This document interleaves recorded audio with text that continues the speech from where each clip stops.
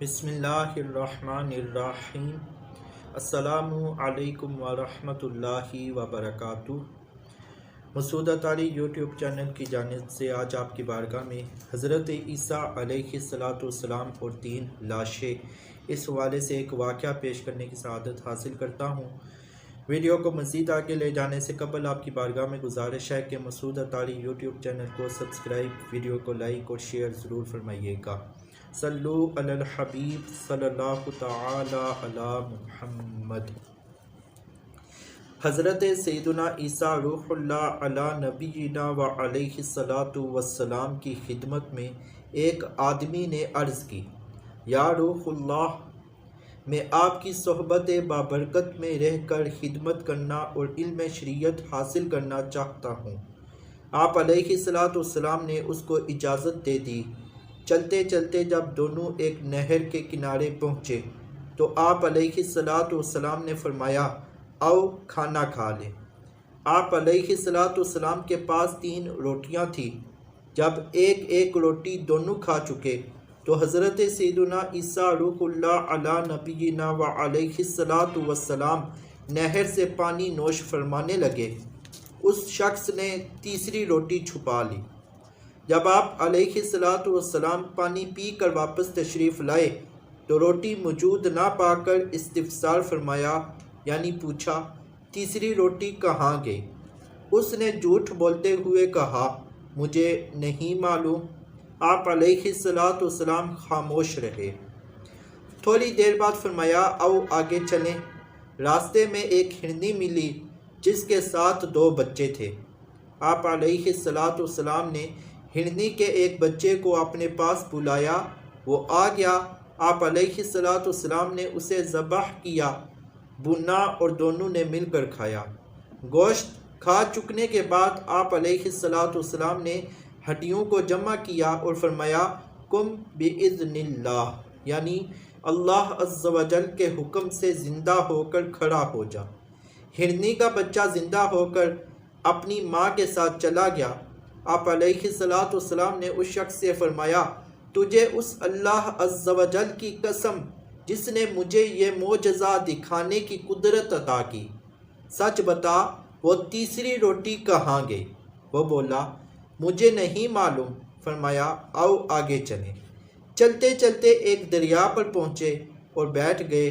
آپ علیہ السلام نے اس شخص کا ہاتھ پکڑا اور پانی کے اوپر چلتے ہوئے دریا کے دوسرے کنارے پہنچ گئے۔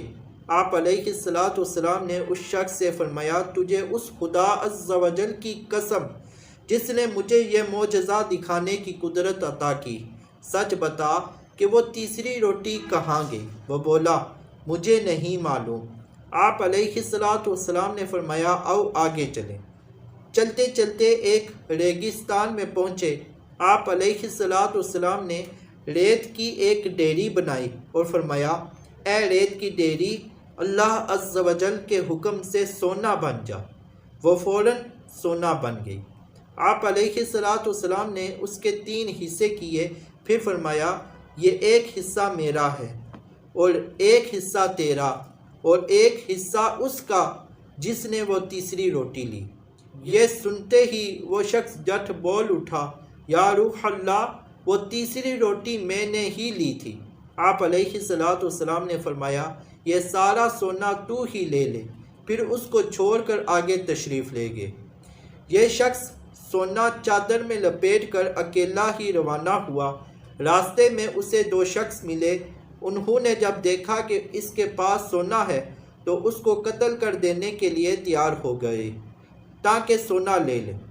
وہ شخص جان بچانے کی خاطر بولا، تم مجھے قتل کیوں کرتے ہو؟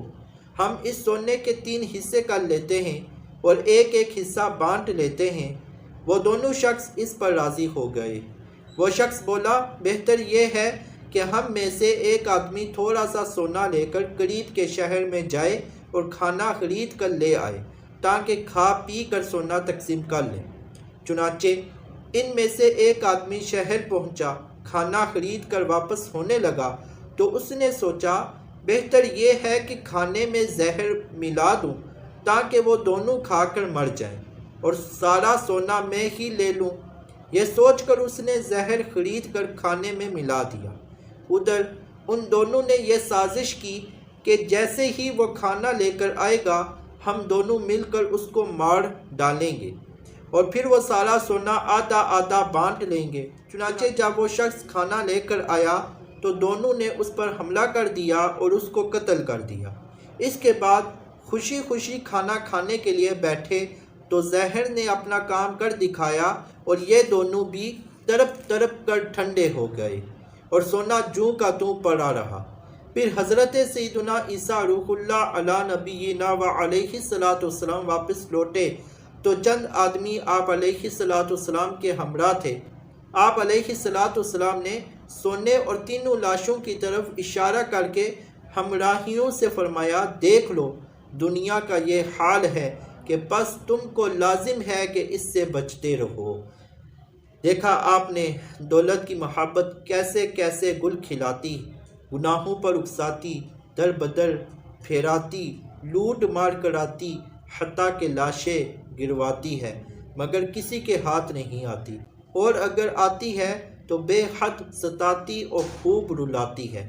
اللہ تبارک و تعالیٰ سے دعا ہے کہ ہمیں دنیا اور دنیا کی مال و دولت کی لالچ سے بچنے کی توفیق عطا فرمائے۔ آمین بجاہ النبی الامین صلی اللہ تعالی علی محمد۔